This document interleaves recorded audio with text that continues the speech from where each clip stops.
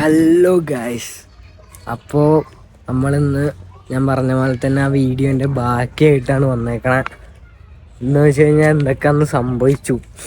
ഞാൻ പറഞ്ഞ പോലെ ഉറങ്ങാമെന്ന് വിചാരിച്ച് കിടന്ന് കഴിഞ്ഞപ്പോൾ എൻ്റെ പൊന്നു മക്കളെ, എന്താ പറയുക, ഈ നെട്ടില്ലേ, നെട്ട്, ആ ഓട്ടയിൽ അവിടെ നെട്ടിട്ടിട്ടില്ലെങ്കിൽ അതിൻ്റെ ഉള്ളിൽ കൂടെ തണുത്ത കാറ്റിങ്ങനെ അടിക്കും. ഓ സുഖം എന്ന് പറഞ്ഞാണ്ടല്ലോ. ഞാൻ ആ ബ്ലാങ്കറ്റ് എടുത്തപ്പോൾ ഞാനിങ്ങനെ ആലോചിച്ചു, ഞാനതിങ്ങനെ ബാഗിലിട്ട് ഇങ്ങനെ വെക്കണം മൊമെൻറ്റ്സ് ഞാൻ ആ തണുത്ത് വിറച്ചുകൊണ്ടിരിക്കുമ്പോൾ ഞാനിങ്ങനെ ആലോചിച്ചു, കർത്താവേ മര്യാദയ്ക്ക് അതങ്ങനെ എടുത്താൽ മതിയായിരുന്നു. ചില സാധനങ്ങൾ നമ്മൾ ഇതിനു വേണ്ടി കോംപ്രമൈസ് ചെയ്യുമ്പോൾ നമ്മൾ വിചാരിക്കില്ല. സത്യം പറയാലോ, ഇറ്റ് വാസ് എ എക്സ്പീരിയൻസ്. അത് ലൈഫിലൊരു എക്സ്പീരിയൻസ് തന്നെയായിരുന്നു. നമ്മളിങ്ങനെ എക്സ്പീരിയൻസ് ചെയ്ത് നമ്മളൊരു കാര്യങ്ങൾ പഠിക്കുകയുള്ളൂ. നമ്മൾ മിസ്റ്റേക്കിൽ നിന്നാണ് നമ്മൾ കാര്യങ്ങൾ പഠിക്കുന്നുള്ളൂ എന്ന് പറയണ പോലെ ഇതൊക്കെ ഞാനൊരു എക്സ്പീരിയൻസ് ആയിട്ട് മാത്രമേ എടുക്കുന്നുള്ളൂ കേട്ടോ. നമ്മളല്ലാണ്ട് വേറെ ഇതൊന്നും ചെയ്യാനൊന്നും പറ്റില്ല. അത് വേറെ കാര്യം. നല്ലൊരു എക്സ്പീരിയൻസ് ആയിരുന്നു അത്. എൻ്റെ പേര് അനുഭവ് കൃഷ്ണ എന്നായതുകൊണ്ട് തന്നെ അനുഭവിക്കാനുള്ളൊരു കൃഷ്ണൻ എന്ന് എൻ്റെ അടുത്ത് പലരും പറയാറുണ്ട്. അതിൻ്റെ ഒരു ഇത് ഞാനിപ്പോൾ മനസ്സിലാക്കുന്നുണ്ട്. ഇവിടെ സൗണ്ട് ഒത്തിരി ഇതുണ്ട്, പക്ഷെ നമ്മളത് മൈൻഡാണ്, നമ്മൾ വീഡിയോ എടുക്കുക, നമ്മളത് നമ്മുടെ ഒരു ഇതാണ്, അങ്ങനെയാണ്. പിന്നെ ഞങ്ങൾ കിടക്കാമെന്ന് വിചാരിച്ചു. ഞങ്ങൾ കിടന്ന് കഴിഞ്ഞിട്ട് കുറച്ച് കഴിഞ്ഞപ്പോൾ ഞാനിങ്ങനെ കിടുകിടാന്ന് വിറച്ചോണ്ടിരിക്കുക. വർഷ ചേച്ചിയുടെ അടുത്ത് നല്ല കട്ടിയുള്ള പുതപ്പുണ്ട്, എൻ്റെ അടുത്ത് അതില്ല. ഞാനിങ്ങനെ വിറച്ചോണ്ടിരിക്കണ അവിടെ നിലത്ത് കിടന്നുകൊണ്ടിരുന്ന പുള്ളി, ഞാൻ ഫസ്റ്റ് വീഡിയോയിൽ പറഞ്ഞിട്ട് ദൈവദൂതന്, ശരിക്കും ആ ചേട്ടൻ ദൈവദൂതൻ തന്നെ ചേട്ടാ. ഞാൻ വിറക്കണ കണ്ടിട്ട് പുള്ളിയുടെ പുതപ്പെടുത്തിട്ട് എന്നെ പുതച്ച് ഇത് പറഞ്ഞു, മക്കളെ നീ കിടക്ക്, നിന്നെ കണ്ടിട്ട് എനിക്ക് എന്തോ പോലെ ആവുന്നുണ്ട്. അപ്പം ഞാൻ താങ്ക് യു അണ്ണാ എന്നുള്ള രീതിയിൽ ഞാനാണെന്നുണ്ടെങ്കിൽ എനിക്ക് പുള്ളി പോകാൻ നേരത്തെ എൻ്റെ അടുത്ത് പുതപ്പെടുക്കുകയാണ് എന്നൊക്കെ പറഞ്ഞു. എനിക്ക് പുള്ളിയെടുത്തൊരു താങ്ക്സ് പോലും പറയാൻ പറ്റില്ല. കാരണം എനിക്ക് വായൊന്നും അനക്കാൻ പറ്റാത്തൊരു സിറ്റുവേഷൻ. ഞാനിങ്ങനെ കുറേ ഒന്നും വിറച്ചുകൊണ്ടിരിക്കുകയായിരുന്നു. എന്ത് പറയാനാ, അത് ആലോചിക്കുമ്പോൾ എനിക്ക് ഇപ്പോഴും വിറച്ച് വരുന്നുണ്ട്. എന്നിട്ട് പുള്ളി അങ്ങനെ പോയി. എനിക്ക് സത്യം പറഞ്ഞ പുള്ളിയുടെ മുഖം എനിക്ക് ഓർമ്മയുണ്ട്. പുള്ളി ഇങ്ങനെ ഒരു തൊപ്പിയൊക്കെ വെച്ച്, ഒരു താടി ഇങ്ങനെ ഷേവ് ചെയ്ത് കഴിഞ്ഞിട്ട് ഒരു 5-6 ദിവസം കഴിഞ്ഞിട്ട് ഇങ്ങനെ വരില്ലേ, ഒരു നരച്ച താടിയൊക്കെ ആയിട്ട് കുറച്ച് സൈസുള്ളൊരു ചേട്ടൻ. പുള്ളി വാസ് എ റിയൽ ദേവദൂതൻ. പുള്ളി ആ പുതപ്പ് തന്നില്ലായിരുന്നെങ്കിൽ എൻ്റെ ദൈവമേ പണി പാളിയേനെ. എന്നിട്ട് കുറച്ച് കഴിഞ്ഞപ്പോൾ ഒരു 5 മണിയായപ്പോൾ ഗസൽ ചേച്ചി എണീച്ച് വന്നു. എന്നിട്ട് പുള്ളിക്കാരി അവിടെ ഇന്നലെ രാത്രി ഒരു 2 മണി 3 മണിയായപ്പോൾ ഒരു സംഭവം ഉണ്ടായിരുന്നു. പുള്ളിക്കാരി ഇങ്ങനെ താഴത്തോട്ട് മേളിൽ നിന്ന് ബർത്തിൽ നിന്ന് ഇങ്ങനെ നോക്കുമ്പോൾ ഒരു മല പോലെ ഇങ്ങനെ ഒരു സാധനം കിടക്കുന്നുണ്ടെന്ന് ചോദിച്ചു കഴിഞ്ഞപ്പോൾ പുള്ളിക്കാരി ഇങ്ങനെ നോക്കണുണ്ടപ്പോൾ അവിടെ ഉള്ളൊരു പുള്ളിക്ക് മനസ്സിലായി ഈ 2 പേരും. അപ്പോൾ പുള്ളിക്കാരൻ പറഞ്ഞ് പേടിക്കൊന്നും വേണ്ട, അതായത് താഴത്ത് കിടക്കുന്നുണ്ട്. ഞങ്ങൾ 2 പേരോട് ഞാൻ തലയുടെ മേള്, ഞാൻ ഫസ്റ്റ് ദിവസം തണുക്കുന്നില്ല എന്ന് പറഞ്ഞിട്ട് ഒരു ഷർട്ട് മാത്രം ഇട്ട് കിടന്ന. ഇപ്രാവശ്യം ഷർട്ട്, അതിൻ്റെ മുകളിലൊരു സ്വെറ്റ് ഷർട്ട്, അതിൻ്റെ മുകളിലൊരു ജാക്കറ്റ്.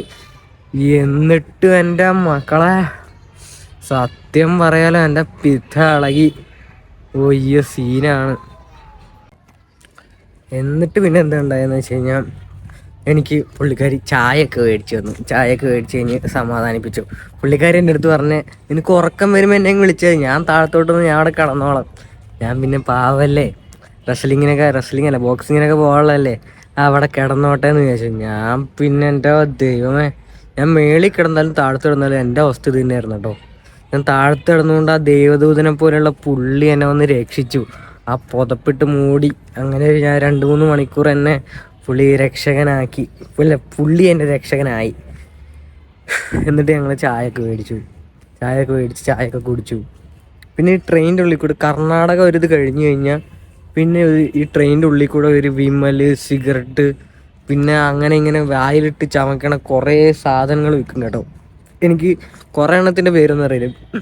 വിമലൊക്കെ ഞാൻ പിന്നെ കണ്ടിട്ടും കേട്ടിട്ടൊക്കെ ഉണ്ട്. അത് ഞാൻ കുറേ ആൾക്കാർ ഇങ്ങനെ മേടിക്കണം. പിന്നെ അതിൻ്റെ പുറത്ത് ഇങ്ങനെ എഴുതി വെച്ചിട്ടുണ്ട്, ചിലതിൻ്റെ പേരൊന്നും എനിക്കറിയില്ല. അങ്ങനെ കുറേ സാധനങ്ങൾ ഇങ്ങനെ വിൽക്കുന്നുണ്ട്. അപ്പം ഞാൻ നാട്ടിലൊന്നും പോകുമ്പോൾ ഞാൻ കേരളത്തിലൊന്നും ഈ പരിപാടി നടക്കില്ല കേട്ടാ. ഇത് ഈ ഡൽഹി ഇവർ ഹിന്ദിക്കാർ ചമച്ചുകൊണ്ടിരിക്കണവർക്ക് മാത്രമേ നടക്കുള്ളൂ. നമ്മുടെ അങ്ങോട്ട് ഈ പരിപാടിയൊന്നും നടക്കില്ല. നമ്മുടെ അവിടെ കുറച്ചുകൂടി സ്ട്രിക്റ്റ് ആണ്. പിന്നെ ബ്ലാക്കിൽ നമുക്ക് മദ്യം ഇതൊക്കെ കിട്ടും, പക്ഷെ നമ്മൾ അതിനൊന്നും പോയില്ല. ഞാനിതൊന്നും പ്രൊമോട്ട് ചെയ്യല്ല, ഞാൻ പറഞ്ഞത് ഇങ്ങനെ ഒരു എക്സ്പീരിയൻസ് ഷെയർ ചെയ്യണം. ഓക്കെ, ഇനി ഇതിൻ്റെ പേരിൽ പോലീസ് എന്നൊക്കെ വരുമെന്ന് വെച്ച് കഴിഞ്ഞാൽ എനിക്കറിയാൻ പാടില്ല. ഞാൻ ദയവ് ചെയ്തിട്ട് ഞാനിതിനെ പ്രൊമോട്ട് ചെയ്യല്ല. ഞാൻ ഇങ്ങനെ ഉണ്ടായിരുന്ന ഒരു ഇൻസിഡൻറ്റ് പറയുകയാണ്. പറ്റുമെന്നുണ്ടെങ്കിൽ ഇതൊന്നും ആരെ കൊണ്ട് ശരിയാക്കാൻ പറ്റുമെന്ന് എനിക്കറിയില്ല. ഇങ്ങനൊരു സംഭവം ഉണ്ട്. എന്തായാലും നമുക്ക് ട്രെയിനിൻ്റെ ഉള്ളിൽ എല്ലാം കിട്ടും എന്ന് വെച്ചാൽ ആരും കിട്ടില്ല എന്ന് പറയുന്നതല്ല, എല്ലാം അതിൻ്റെ ഉള്ളിൽ കൂടെ നടന്നുകൊണ്ട് തന്നെ ഷെയർ ചെയ്യുന്നുണ്ട്. പിന്നെ വേറെ സംഭവം ഉണ്ട്, നമുക്കിങ്ങനെ കൈയടിച്ചിട്ട് പൈസ മേടിക്കണ ഒരു പരിപാടിയുണ്ട്. എൻ്റെ കയ്യിൽ കുറച്ച് പൈസയൊക്കെ അങ്ങനെ കൊടുത്തു ഞാൻ. പിന്നെ അധികം എന്താ പറയുക, എൻ്റെ കയ്യിൽ അങ്ങനെ ക്യാഷ് ഉണ്ടായിരുന്നില്ല. പിന്നെ വേറെ എന്തൊക്കെയാണെന്ന് വെച്ച് കഴിഞ്ഞാൽ ഇടയ്ക്കിടയ്ക്ക് ഇങ്ങനെ ഓരോ കൊച്ചുങ്ങളൊക്കെ വരും. അതൊക്കെ ഞാൻ ഒരു ഷോർട്ടിൽ ഷെയർ ചെയ്തിട്ടുണ്ട്. പിന്നെ എനിക്ക് ചിലതൊന്നും എനിക്ക് ക്യാപ്ചർ ചെയ്യാൻ പറ്റിയിട്ടില്ല. കാരണം എന്താ വെച്ച് കഴിഞ്ഞാൽ എൻ്റെ ഫോൺ ഞാൻ ലോക്ക് ചെയ്ത് വെച്ചേക്കായിരുന്നു. പിന്നെ അങ്ങനെ അത് കാരണം അതുകൊണ്ട് എനിക്ക് അത് എടുക്കാൻ പറ്റിയില്ല. ചില കാര്യങ്ങളൊന്നും ചിലത് എനിക്ക് ഇങ്ങനെ എക്സ്പീരിയൻസ് ചെയ്യാൻ പറ്റി. പിന്നെ ഞാൻ ഇന്ന ഒരു വിഭാഗത്തിന് ഞാനിങ്ങനെ ഇതാക്കി പറയല്ല, എനിക്കുണ്ടായൊരു എക്സ്പീരിയൻസ് ആണ്. ഞാൻ ബാത്റൂമിലൊക്കെ പോകുമ്പോൾ ഫ്ലഷ് പോലും ചെയ്തിട്ടുണ്ടായിരുന്നില്ല. പിന്നെ ചുമ്മാ ഇവരിങ്ങനെ അവിടെ ഇവിടെയൊക്കെ തുപ്പിയിടും. പിന്നെ മറ്റേ ബുദ്ധന്മാരെ കണക്കിന് ഒരു ടീമില്ലേ, ഇങ്ങനെ ഒരു ചുമന്ന ഒരു ഇതൊക്കെ ചുറ്റി ഒരു മഞ്ഞ കോട്ടൊക്കെ ഇട്ട് അവരുണ്ടായിരുന്നു കേട്ടോ. അവർ വലിയ കലിപ്പില്ലാത്ത, അവർ സമാധാനത്തിൻ്റെ പാതയിലുള്ള ആൾക്കാരായിരുന്നു. അവർ അങ്ങനെ ഒരു ബോഗിയിൽ അത്യാവശ്യം എനിക്ക് തോന്നുന്നു ഒരു 19 പേര് അവരുണ്ടായിരുന്നു. അവർ വലിയ കലിപ്പില്ലാത്ത കാരണം അവരുടെ ഒച്ചയും വിളിയൊന്നും ഉണ്ടായിരുന്നില്ല. പിന്നെ ഞാൻ പറഞ്ഞ പോലെ ആ സ്വാമിജി ഉണ്ടായിരുന്നു, പുള്ളി ഇച്ചിരി സീനാണ് ഗൈസ്. പിന്നെ അന്ന് ഞങ്ങൾ എന്ത് സംഭവിച്ചതെന്ന് വെച്ച് കഴിഞ്ഞാൽ, ഞങ്ങളിങ്ങനെ നിർത്തി ഒരു സ്ഥലത്ത് ഇങ്ങനെ നിർത്തിയിട്ടുണ്ടായിരുന്നു ട്രെയിൻ. നമ്മൾ സൂര്യൻ ചേട്ടൻ ഞാൻ പറഞ്ഞിട്ടുണ്ടായിരുന്നു, ഷോർട്ടിൽ പറഞ്ഞിട്ടുണ്ടായിരുന്നു. ആ ഷോർട്സ് കാണാത്തവരുണ്ടെങ്കിൽ ഞാൻ വേണമെങ്കിൽ ഡിസ്ക്രിപ്ഷനിൽ അതിൻ്റെ ലിങ്ക് ആഡ് ചെയ്യാം. പിന്നെ വേറെ എന്താണെന്ന് വെച്ച് കഴിഞ്ഞാൽ, നമ്മളതൊക്കെ കണ്ടു കഴിഞ്ഞ് വന്നു. പിന്നെ അന്ന് ശരിക്കും പറയും ഡൽഹിയിൽ എത്തണ ദിവസമായിരുന്നു. ഡൽഹിയിൽ എത്തണ ദിവസം എനിക്ക് ഭയങ്കരമായിട്ട് മാനസികമായിട്ട് ചെറിയൊരു ഇതുണ്ടായിരുന്നു, ഇവരിനി കാണാൻ പറ്റില്ല എന്നുള്ള രീതിയിൽ. അപ്പോൾ നമ്മൾ അങ്ങനത്തെ ഒരു ഇതിലൊക്കെ നിന്നു. പിന്നെ ഡൽഹിയിലെത്തി. അതിന് മുന്നേ എനിക്ക് എന്തെങ്കിലും മിസ്സായിട്ടുണ്ടെന്നുണ്ടെങ്കിൽ എനിക്ക് ഇനി ഓർമ്മ വരികയാണെന്നുണ്ടെങ്കിൽ ഞാൻ ഇനി ബാക്കിയുള്ള വീഡിയോയിൽ ഷെയർ ചെയ്യണമായിരിക്കും. വേറെ ഒന്നും പ്രത്യേകിച്ചില്ല. ഇനിയിപ്പോൾ ഡൽഹിയിലുണ്ടായ കുറച്ച് സംഭവങ്ങളൊക്കെ ഞാൻ വീഡിയോ ചെയ്യുന്നതായിരിക്കും. ഓക്കെ ഗൈസ്, അപ്പോൾ നമുക്ക് എന്തായാലും ഇനി അടുത്ത വീഡിയോസിലൊക്കെ കാണാം.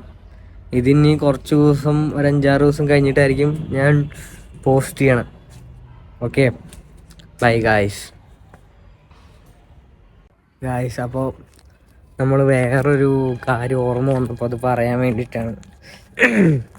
നമ്മളങ്ങനെ ലാസ്റ്റ് ദിവസം നിസാമുദ്ദീനിൽ എത്തണതിന് മുന്നേ ഒരു സ്വാമിജി ഉണ്ടെന്ന് പറഞ്ഞില്ലേ, പുള്ളി എന്താ പറയുക, വേറൊരു ഉഡായിപ്പ് സംഭവമാണെന്ന് എനിക്ക് പണ്ട് തോന്നിയതാണ്.